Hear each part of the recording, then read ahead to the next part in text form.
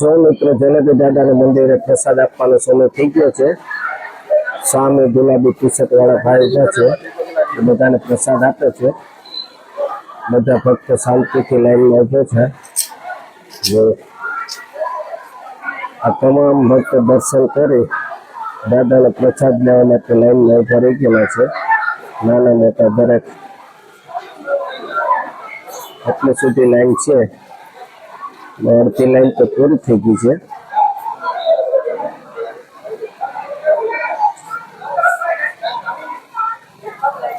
સામે પણ જે ભક્તો પ્રસાદ લઈને બેઠેલા છે.